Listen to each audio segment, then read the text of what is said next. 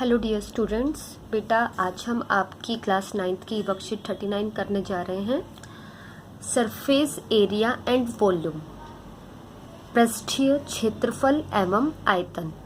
तो पृष्ठीय क्षेत्रफल आयतन होता क्या है और किस तरह की आकृतियों का निकलता है, आज हम इस बारे में बात करेंगे। बेटा अभी तक आपने बेटा अपनी पहले की क्लासेस में पढ़ा है द्विविमीय आकृतियाँ, जिनको आप बोलते थे 2D फिगर, 2 डायमेंशनल फिगर, जैसे आपका सर्कल, स्क्वायर, रेक्टेंगल, ट्रायंगल, वृत्त, वर्ग, आयत और त्रिभुज। ये सभी आपके 2D फिगर्स थे। 2D फिगर्स मतलब बेटा जिसकी आपको लंबाई और चौड़ाई पता हो। जैसे स्क्वायर में आपके पास लंबाई और चौड़ाई गिवन थी, रेक्टेंगल में भी आपको लंबाई और चौड़ाई, इसी तरीके से त्रिभुज में भी और वृत्त में भी, जिसमें हमें सिर्फ 2 ही डायमेंशंस पता हो, लंबाई और चौड़ाई। अब हम आज बात करेंगे त्रिविमीय आकृतियों की, 3 डायमेंशनल शेप्स और फिगर्स, जिसमें आपकी लेंथ, ब्रेड्थ और हाइट की हम बात करेंगे। लेंथ, ब्रेड्थ और हाइट, लंबाई, चौड़ाई और ऊंचाई। ऊंचाई को कई बार हम गहराई से भी माप सकते हैं। लंबाई, चौड़ाई और ऊंचाई। ऊंचाई को हम एक चीज़ और बोल सकते हैं, गहराई। अगर हम नीचे खड़े होकर देख रहे हैं तो ऊंचाई, और अगर हम ऊपर से देख रहे हैं तो गहराई। सबसे पहले जो हमारी 3 डायमेंशनल फिगर है, त्रिविमीय आकृति है, वो है क्यूबॉइड। तो क्यूबॉइड आपको दिखता कैसे है बेटे? पहले हम क्यूबॉइड की बात करेंगे। क्यूबॉइड शेप, जैसे आपके पास ये बॉक्स है, आपके पास ये कोई बॉक्स है, इसमें ये देखिए आपके पास लंबाई भी है, ये लंबाई, ये चौड़ाई और ये ऊंचाई भी आपको पता है, ये ऊंचाई, लंबाई, चौड़ाई और ऊंचाई। इस बॉक्स को आप ध्यान से देखिए बेटा, ये आपका क्यूबॉइड घनाभ है। इसमें कितने फ्लक हैं? फेसेस की हम बात करेंगे, 1 2 3 4 फेसेस इधर, 5 और 6, यानी आपके सीधा सा आप बात कर सकते हो, इसके 6 फेसेस आगे, पीछे, दाएं, बाएं, ऊपर और नीचे। ये इसके फ्लक हैं, फेसेस। क्या बोलते हैं इनको? फेसेस। तो क्यूबॉइड में, घनाभ में कितने फेसेस होते हैं? 6 फेसेस होते हैं बेटा। आप सारे के सारे फेसेस देखिए, ये समतल हैं, बिल्कुल फ्लैट सरफेस है, फ्लैट, कहीं भी कोई मुड़ाव नहीं है इसमें, ये भी फ्लैट। सारे फेसेस आपके समतल हैं, फ्लैट सरफेसेस, जिसको हम इंग्लिश में लेटरल फेसेस भी बोलते हैं। ये भी कितने हैं? 6, यानी जितने के जितने फेसेस हैं ये सारे के सारे क्या हैं? आपके फ्लैट सरफेसेस हैं। दूसरी चीज़ आपको दिख रही होगी बेटा, जो आपके 3D फिगर्स है, त्रिविमीय आकृति है, इसमें द्विविमीय आकृति का ही इस्तेमाल हुआ है। ये जो आपको खाली, ये आप ऊपर वाली शेप देखिए, ऊपर वाली शेप में आपको लंबाई पता है और चौड़ाई पता है, यानी ये आपका एक रेक्टेंगल है, आयत। सेम ये भी आपका एक रेक्टेंगल है, ये भी आपका एक रेक्टेंगल है, ये भी आपका एक रेक्टेंगल है, ये भी रेक्टेंगल है और ये भी रेक्टेंगल है। यानी इसमें सारे फेसेस क्या होते हैं? All faces are rectangle. घनाभ में हमारे, क्यूबॉइड में हमारे सारे फेसेस रेक्टेंगल होते हैं। सभी फ्लक आयत हैं। सभी फ्लक क्या है बेटा? आयत। इसके 6 फेसेस हैं और 6 के 6 हमारे किस शेप के हैं? रेक्टेंगल शेप के हैं। उनको जोड़ने से हमारा क्या बना है? क्यूबॉइड बना है। अब हम दूसरी आकृति की बात करते हैं बेटा, घन, क्यूब। क्यूब और क्यूबॉइड में डिफरेंस सिर्फ इतना है कि इसमें जो ये रेक्टेंगल है, शेप लगभग ऐसी ही रहती है, लेकिन ये भी स्क्वायर, वर्ग होता है आपका, ये भी वर्ग होता है, ये भी वर्ग, ये भी वर्ग, वर्ग, वर्ग, यानी लंबाई, चौड़ाई और ऊंचाई इसमें आपस में क्या होती है? बराबर होती है। लेंथ बराबर है ब्रेड्थ बराबर है हाइट।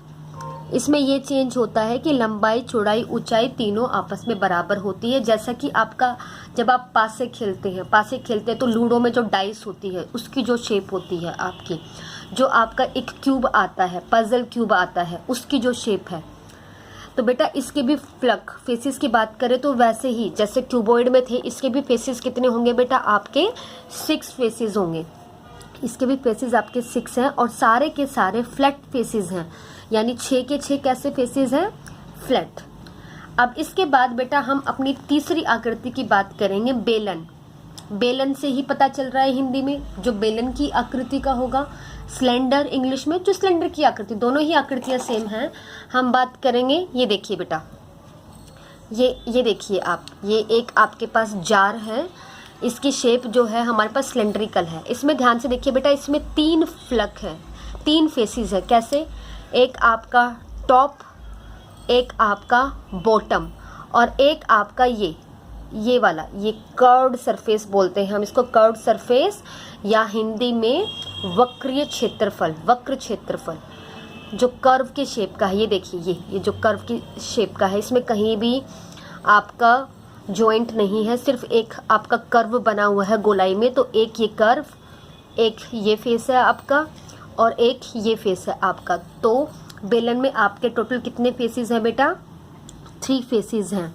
अब हम बात करेंगे कर्व्ड फेस। ये पूरा है, ये जो मैंने हाथ में पकड़ रखा, this is curved surface, this is curved face, वक्रीय फलक, यानी 3 में से एक आपका वक्रीय फलक है। और फ्लैट फेसेस की बात हो रही है, ये ऊपर वाला आपका फ्लैट है और ये नीचे वाला आपका फ्लैट है, बिल्कुल फ्लैट, समतल फलक। तो 3 में से आपका एक कर्व्ड फेस है और 2 आपके फ्लैट। इसी तरीके से बेलन आप ले सकते हैं, सिलेंडर आप ले सकते हैं, एक ग्लास, जो ग्लास की आकृति है वो भी आपकी सिलेंड्रिकल है, बेलन की आकृति है। इसके बाद हम बात करेंगे बेटा अपने चौथी आकृति की, शंकु। शंकु आपका कोनिकल, कोन। तो कोन आपका कैसा होता है, इसमें फेसेस देखिए, ये आपका एक बर्थडे जो कैप है, this is an example of cone, जो कोन की शेप का होगा, कोन कीप होगा। लेकिन इसमें कितने फेसेस है, एक तो आपका ये कर्व्ड सरफेस पूरा, ये जो ऊपर का, और बेटा जो कोन होता है वो नीचे से बंद होता है, इस कैप की तरह खाली नहीं होता, नीचे से क्या होता है, पूरा बंद होता है। तो एक फेस वो हो गया और एक आपका कर्व्ड फेस। तो शंकु में कितने फेसेस आपके हो गए, 2। इसमें से आपका फ्लैट सरफेस, समतल सरफेस एक, जो बिल्कुल नीचे वाला होता है, और कर्व्ड सरफेस ऊपर वाला जिसने शेप बना रखी है, एक, यानी 2 में से एक आपका समतल है और एक आपका कर्व्ड सरफेस है। शंकु, ऐसे ही आप आइसक्रीम ले सकते हैं, या फिर आपका ये वाली जो शेप है, ये भी आपकी कैसी शेप है बेटा, कोनिकल शेप है, शंकु की शेप है। ये शंकु में आ गया आपका जो आइसक्रीम कोन होता है, सॉफ्टी बोलते हैं आप जिसको, वो भी आपका शंकु में आता है। इसके बाद हम बात कर रहे हैं अपने 5वें फिगर की। 5वां फिगर, गोला। गोला कहते ही आप समझ गए, गोला और स्फीयर। तो गोला और स्फीयर, ध्यान से देखिए बेटा, ये जो आपकी बॉल है, कहीं भी आपको इसमें समतल क्षेत्रफल दिख रहा है, समतल फलक दिख रहा है, नहीं, ये पूरी की पूरी एक गोलाई में है, वक्रीय फलक है, यानी इसका एक ही फलक है बेटा पूरा, और वो कैसा है, एक जो फलक है वही आपका है वक्रीय फलक। सर्कल में और इसमें बेटा आप डिफरेंस समझिए, ये एक ठोस है, 3D फिगर है, और सर्कल आपका जैसे चूड़ियाँ हो गई, बैंगल्स आप यूज़ कर सकते हैं। जो बैंगल्स है आपकी वो एक सर्कुलर शेप है, उसमें सिर्फ आपको लंबाई चौड़ाई ही पता है, लेकिन इसमें आप ये देखिए, ये बिल्कुल आपका एक ठोस है। अगर आप बैंगल को ऐसे रखते हो इजीली रखी जाएगी, लेकिन ये देखिए आपका रोल कर जाएगा।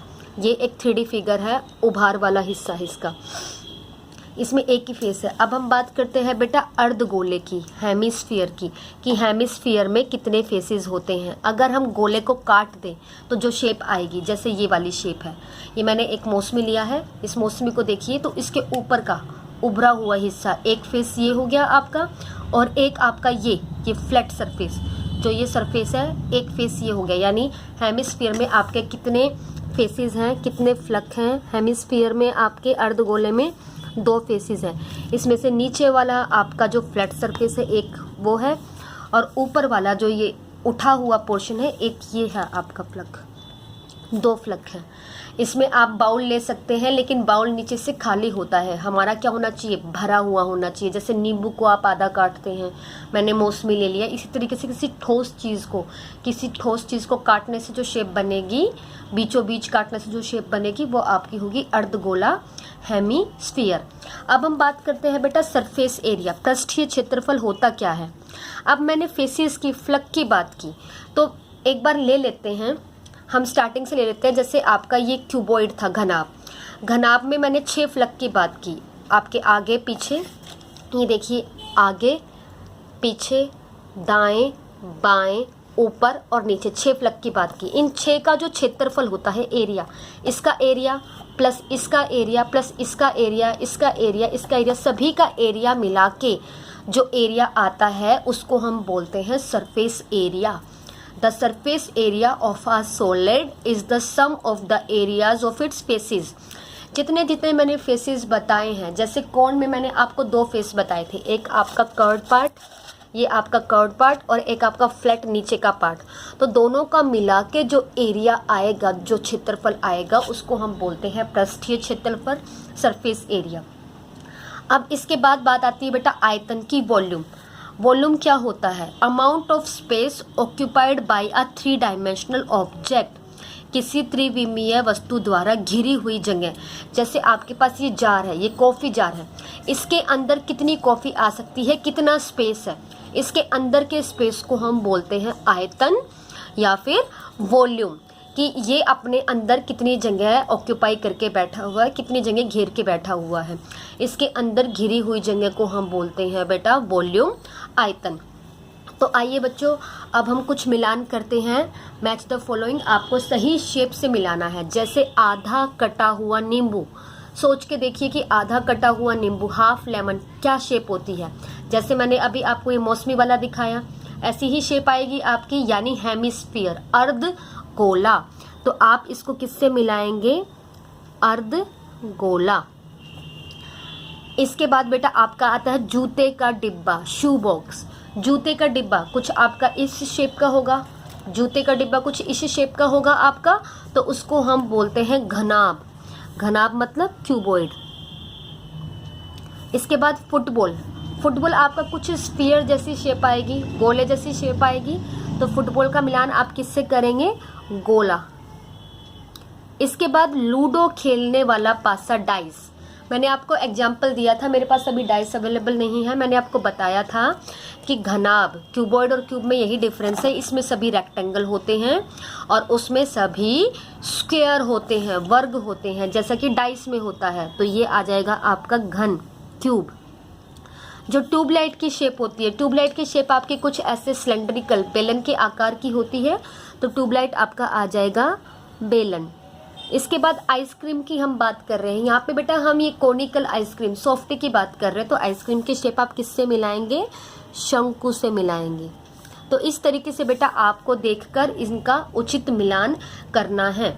बस आप ये ध्यान रखिए कि जो इसमें है, क्यूब और क्यूबॉइड में है, अगर ये वाला फलक है, ये वाला अपने इसके सर्वांग सम होता है। सर्वांग सम का मतलब होता है बेटा एक दूसरे को बिल्कुल ओवरलैप कर लेना, एक दूसरे को बिल्कुल ढक लेना, कॉन्ग्रुएंट हम बोलते हैं।